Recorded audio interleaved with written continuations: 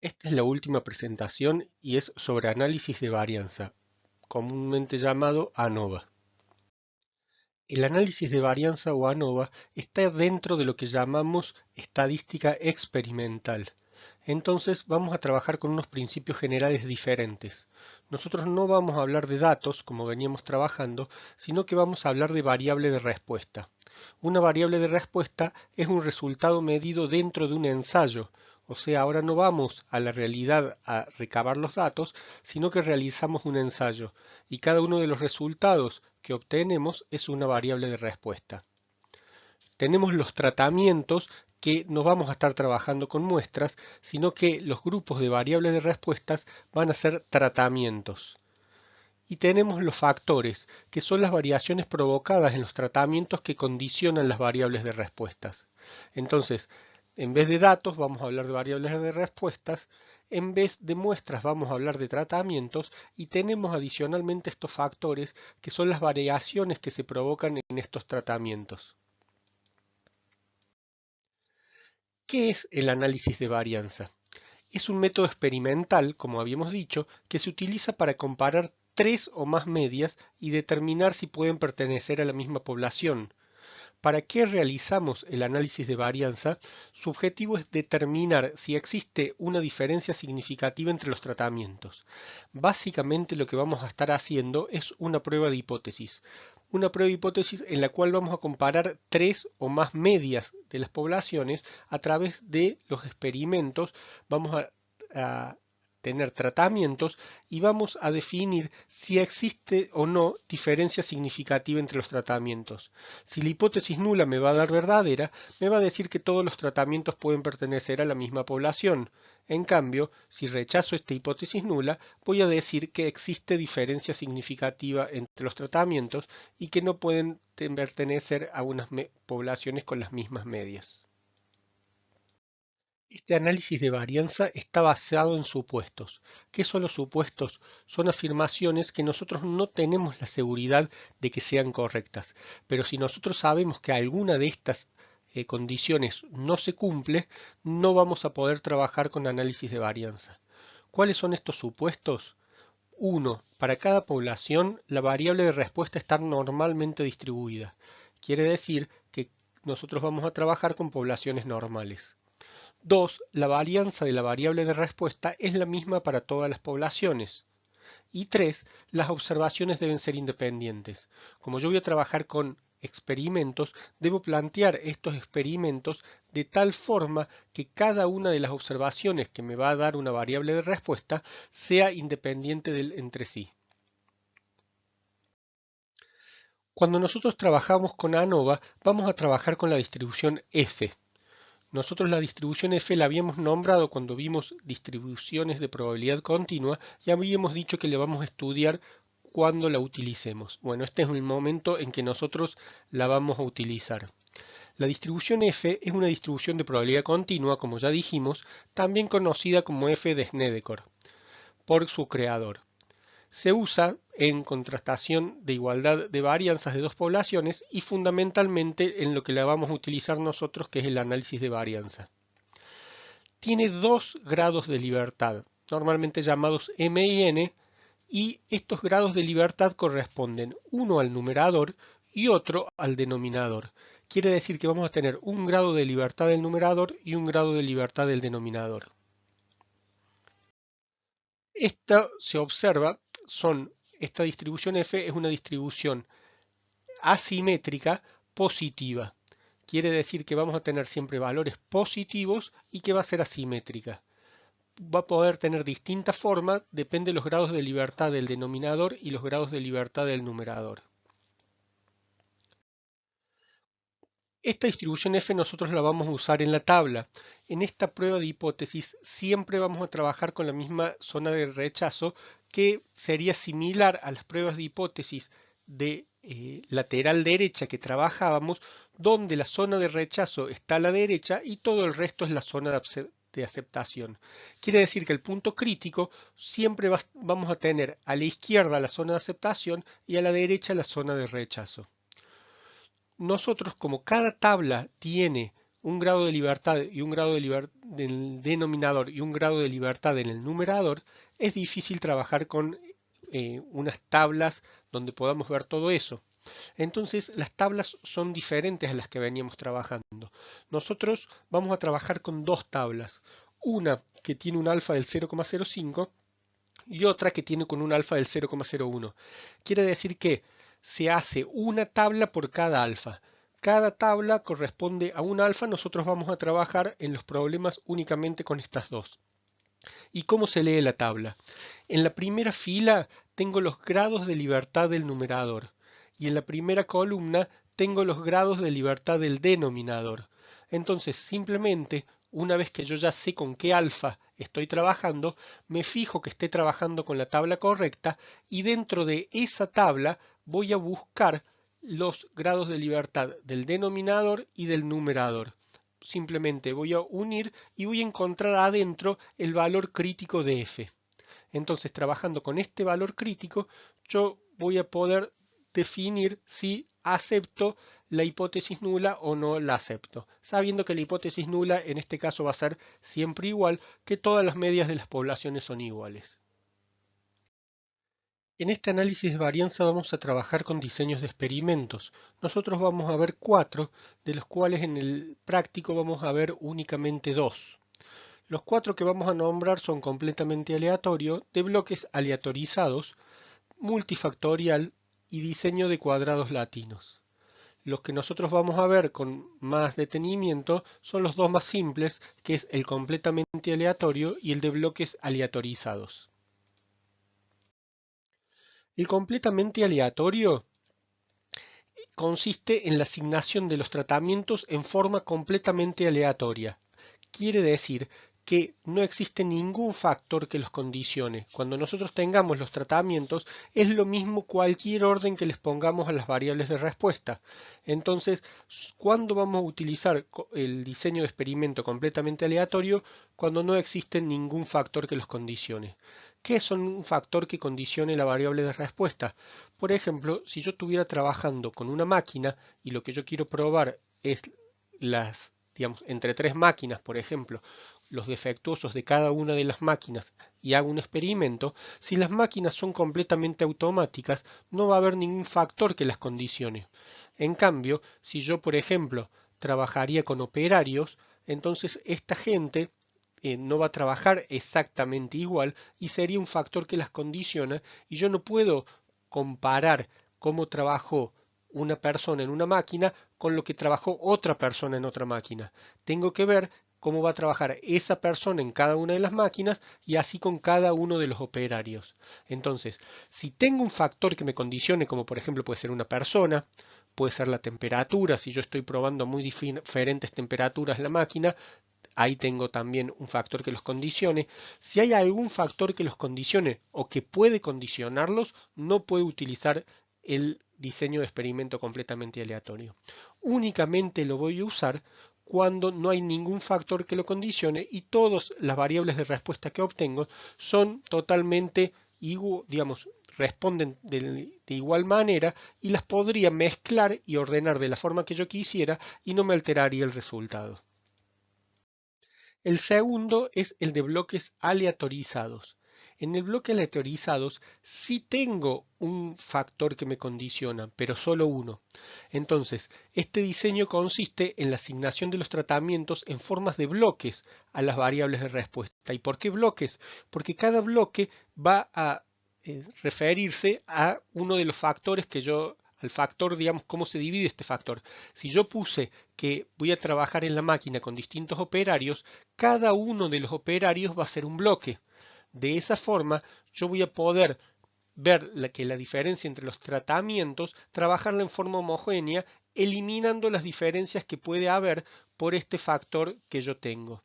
Entonces, completamente aleatorio si no tengo ningún factor que los condiciona. Si tengo solo un factor que los condiciona, puedo trabajar con bloques aleatorizados. Si yo, por ejemplo, tuviera la temperatura y el operario, porque serían distintas máquinas con distintos operarios a distintas temperaturas, ya tendría más de un factor que los condiciona y no podría trabajar con bloques aleatorizados. Entonces, ¿qué trabajaría si tuviera más de un factor que los condiciona? Tendría que trabajar con la multifactorial, que está diseñado para construir un modelo estadístico describiendo el impacto de dos o más factores que condicionan la variable de respuesta. Este es de más difícil cálculo, entonces no lo vamos a ver en el práctico. Vamos a ver en el práctico únicamente el completamente aleatorio y de bloques aleatorizados. El último que vamos a ver es el más complejo de los cuatro, que es el diseño cuadrados latinos. Este se utiliza para resolver cuando tenemos dos fuentes de variabilidad. Es un sistema mucho más complejo basado en cuadrados que a su vez cada uno de estos cuadrados al resolverlo me da la celda de un nuevo cuadrado y así se van resolviendo con este modelo. Es bastante más complejo y simplemente lo nombramos para que sepa que existe, pero no es con lo que nosotros vamos a trabajar en este momento. ¿Y cómo vamos a calcular este diseño experimento completamente aleatorio? Para calcular esto nos vamos a basar en una igualdad. Esta igualdad nos dice que la suma de los cuadrados totales es igual a la suma de los cuadrados debido al tratamiento más la suma de los cuadrados debido al error. Es decir, que nosotros entre los tratamientos vamos a tener diferencias y estas diferencias al cuadrado vamos a ver que se pueden deber al tratamiento o al error y que la suma de ambas me da la suma de los cuadrados totales. La suma de los cuadrados debido al tratamiento va a ser igual a la sumatoria de el tamaño del tratamiento por la diferencia que existe entre la media del tratamiento menos la media de las medias o la media de todos los tratamientos elevado al cuadrado. La suma de cuadrados debido al error es igual a la sumatoria del tamaño del tratamiento menos 1 multiplicado por la varianza del tratamiento. Obviamente, la suma de cuadrados totales la podemos calcular con la suma de estos dos valores, pero también la podríamos calcular como la doble sumatoria de cada una de las variables de respuesta menos la media de las medias elevado al cuadrado. En realidad no es que sumamos nada dos veces, ponemos la doble sumatoria para fijar que cada una de las variables de respuesta de todos los tratamientos está restada a la media de las medias, que en realidad es la media de todas las variables de respuesta. Todo esto nosotros lo vamos a hacer porque vamos a necesitar calcular un f, el f que después vamos a tener que comparar contra el f de la tabla. Este f crítico cuyo valor me va a decir si acepto o rechazo la hipótesis nula. Entonces, este f va a ser igual a la media de la suma de los cuadrados debido al tratamiento sobre la media de la suma de los cuadrados debido al error. Pero nosotros no vimos la media de la suma de los cuadrados debido al tratamiento, vimos la suma de los cuadrados debido al tratamiento. ¿Cómo vamos a calcular esta suma de cuadrados, esta media de la suma de los cuadrados debido al tratamiento? Se calcula como la suma de los cuadrados debido al tratamiento dividido sus grados de libertad. Cada uno de estos valores tiene unos grados de libertad. Estos grados de libertad van a ser de la suma de los cuadrados totales n-1. Quiere decir que si nosotros sumamos las variables de respuesta de todos los tratamientos y le restamos 1, o sea, la cantidad de las variables de respuesta de todos los tratamientos menos 1, me va a dar los grados de libertad de la suma de los cuadrados totales. Los grados de libertad de la suma de los tratamientos es k-1, siendo k la cantidad de tratamientos. Entonces, la cantidad de tratamiento menos 1 son los grados de libertad y es el denominador que pongo en la media de los cuadrados debido al tratamiento para obtener este valor. Y la media de la suma de los cuadrados debido al error va a ser la suma de los cuadrados debido al error sobre sus grados de libertad. Fíjense que yo al poner en el cálculo de f ya voy a tener un valor en el numerador y un valor en el denominador. Ese valor que tengo en el numerador y ese valor que tengo en el denominador ya tienen grados de libertad. Entonces, esos grados de libertad que tengo ahí son los que después voy a usar para buscar en la tabla. Entonces, los grados de libertad de la media de la suma debido al tratamiento es lo que a mí me va a dar los grados de libertad del numerador. Y los grados de libertad de la suma de los cuadrados debido al error son los que a mí me van a dar los grados de libertad del denominador. Entonces, ya voy a tener el f crítico. Con esos grados de libertad voy a poder buscar en la tabla para un alfa determinado y con eso ya voy a poder comparar y voy a poder decir si existen o no existen eh, eh, igual, digamos, si las medias de las poblaciones pueden ser iguales. Bien, vamos a ver un ejemplo para aplicar lo que vimos en la filmina anterior. Supongamos que nosotros tenemos un dato, vamos a hacerlo simple, vamos a tener tres tratamientos que tienen 6 valores, 6 variables de respuesta cada uno y voy a calcular si existe o no existe diferencia significativa entre los tratamientos. Piensen que hice el diseño experimento completamente aleatorio porque no existe ningún factor que me condicione estas variables de respuesta. Entonces, supongo que, por ejemplo, pueden ser máquinas que esos son los defectuosos que me tiran por hora y que puse las máquinas que son completamente automáticas a producir cada una de ellas durante 6 horas distintas y tomé la cantidad de defectuosos que tenía cada una de ellas. Acuérdense que lo que yo tengo que calcular es el F crítico, con el cual yo después lo voy a comparar con el F de la tabla. Entonces todo lo que haga es para buscar este F crítico. Y lo que voy a estar siempre probando va a ser, en este caso, que las medias de los tres tratamientos pertenecen a la misma población o pertenecen a poblaciones con la misma media. Para este caso voy a trabajar con un alfa del 0,01.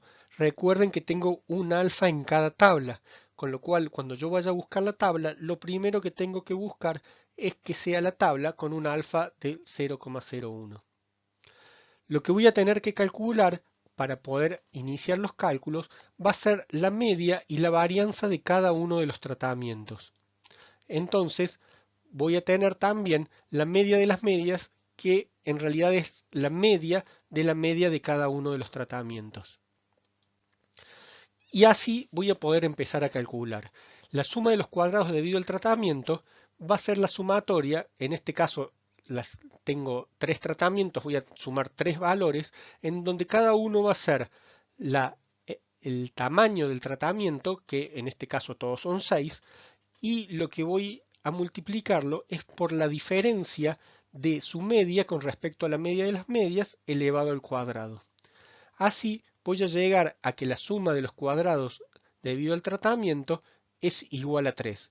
Obviamente que cuando la media del tratamiento es igual a la media de las medias, ahí no tengo que sumar nada, yo les puse el 0 simplemente para que vean cómo llegamos a cada uno de los valores, pero eso es, digamos, cuando yo trabajo con muchos tratamientos, directamente los que tengan media igual a la media de las medias, eso no los considero en la fórmula y pongo solamente los que son diferentes. Para calcular la suma de los cuadrados debido al error, lo que yo hago es el tamaño del tratamiento menos 1 multiplicado por la varianza del tratamiento. Recuerden que son varianzas insesgadas, o sea, calculadas con el denominador de n-1. Y de la misma forma llego al resultado. Yo la suma de los cuadrados totales la podría sacar por la suma del 21 más 3 o la podría sacar, si quiero confirmar también que no cometí ningún error, con la fórmula de la doble sumatoria. ¿Qué básicamente hago? Es tomo del tratamiento 1 los 6 valores y hago 5 menos 6 elevado al cuadrado, le sumo 6 menos 6 elevado al cuadrado, 7, 6, 9, 6, y lo mismo con todos los valores del tratamiento 2 y lo mismo con todos los valores del tratamiento 3. Fíjense que en realidad acá tenemos muchos 6, o sea, esos son valores ceros, la mayoría tienen 1 de diferencia, pero si nos tomamos el trabajo de tomar cada uno de los 18 números, restarlo a 6 y elevarlo al cuadrado, la sumatoria me va a dar 24 y lo puedo corroborar.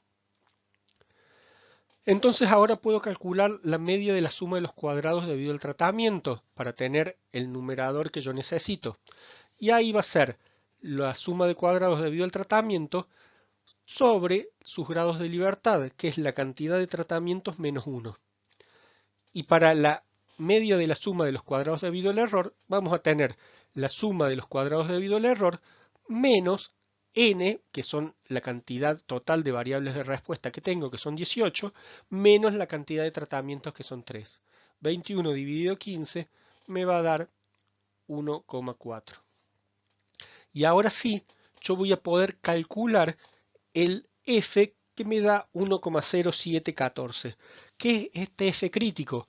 Voy a decir que si el f de la tabla es, digamos, con este f, yo voy a buscar el f de la tabla. Si este f me queda a la izquierda, yo voy a aceptar la hipótesis, y si me queda a la derecha la voy a rechazar. ¿Cómo voy a buscar el f de la tabla? Y bueno, tengo que en la media de la suma de los cuadrados debido al tratamiento, tengo 2 grados de libertad. Y en la media de los cuadrados debido al error, tengo 15 grados de libertad. Entonces, simplemente voy a buscar esos números en la tabla y voy a encontrar el 6,36. ¿Qué quiere decir? Que el 6,36 es el que a mí me define si acepto o rechazo esta hipótesis que planteé allí arriba. Si yo lo veo gráficamente, en este caso siempre gráficamente se ve igual, pero estoy dentro de lo que se llama la zona de aceptación. Quiere decir que yo voy a aceptar la hipótesis nula de que las medias de las poblaciones de los tratamientos son iguales. Es decir, lo que estoy diciendo es que no hay diferencia significativa entre los tratamientos. Tienen que ver bien qué es lo que se le pregunta. Al igual que cualquier problema de prueba de hipótesis, esto termina cuando yo escribo la solución en términos del problema. Si aquí me hubiera preguntado, ¿puede ser que las tres máquinas produzcan la misma cantidad de defectuosos? Yo tendría que decir, la respuesta es sí, puede ser que las tres máquinas eh, produzcan la misma cantidad de defectuosos. Si a mí lo que me preguntaría es, ¿existen diferencias significativas entre las máquinas? La respuesta sería no. No se encuentran diferencias significativas entre los defectuosos que produce cada una de las máquinas. Entonces, tengo que ver qué es lo que me está preguntando, tengo que entender qué es lo que estoy calculando, y recuerden, no termina cuando ponen la f que está en el cuadrado rojo, sino termina cuando responden el problema en términos del problema. Entonces, de esta forma resolvemos un diseño de experimento completamente aleatorio. ¿Qué pasa cuando nosotros tenemos que trabajar con bloques aleatorizados? Cuando trabajamos con bloques aleatorizados, nosotros tenemos un factor que me condiciona la variable de respuesta. Este factor se va a ver incluido en la igualdad con la cual yo estaba trabajando, y ahora la suma de los cuadrados totales va a ser igual a la suma de los cuadrados debido al tratamiento más la suma de cuadrados debido al error más la suma de cuadrados debido al bloque. Entonces voy a tener este nuevo valor que también voy a tener que calcular. La suma de los cuadrados debido al tratamiento se calcula exactamente igual que en completamente aleatorio. La suma del cuadrado debido al bloque se calcula al revés. ¿Qué es lo que voy a tener? La sumatoria de el tamaño del bloque multiplicado por la diferencia entre la media del bloque menos la media de las medias al cuadrado. La suma de los cuadrados debido al error no la voy a poder calcular por ninguna fórmula directa, sino que la voy a tener que calcular por diferencia, como la suma de los cuadrados totales menos la suma de los cuadrados debido al tratamiento menos la suma de los cuadrados debido al bloque. Entonces, sí o sí, yo voy a tener que calcular la suma de los cuadrados totales. Y como lo habíamos visto anteriormente, es cada uno de los valores de los variables de respuesta de cada uno de los tratamientos menos la media de las medias al cuadrado. Ahora cuando yo trabaje, la f que yo tengo que buscar para comparar con el valor de la tabla se calcula exactamente igual. La media de los cuadrados debido al tratamiento no cambia nada, pero los grados de libertad sí cambian. Entonces, yo voy a seguir teniendo n-1 en la suma de los cuadrados totales, voy a seguir teniendo igual k-1, cantidad de tratamientos menos 1, en la suma de los cuadrados debido al tratamiento, pero voy a tener b-1 en la suma de los cuadrados del bloque y la suma de los cuadrados debido al error la puedo sacar por diferencia o puedo hacer k-1 por b-1, o sea, la cantidad de tratamientos menos 1 por la cantidad de bloques menos 1. Y de esa forma es como yo voy a sacar los grados de libertad. Entonces, la media de los cuadrados debido al error va a ser igual a la suma de los cuadrados debido al error sobre k-1 por b-1. Y también cuando yo vaya a buscar a la tabla, los grados de libertad del denominador me van a cambiar. Los del numerador van a ser igual, pero los del denominador van a ser k-1 por b-1. Entonces, ahí están los dos valores con los cuales yo voy a entrar a la tabla para buscar el valor contra el cual comparar. Vamos a ver un ejemplo ahora con bloques aleatorizados. Vamos a trabajar con los mismos datos que trabajamos en completamente aleatorio. Lo único que definimos, o sea, tiene que estar definido por el enunciado, que nosotros trabajamos ahora con un factor que condiciona las variables de respuesta.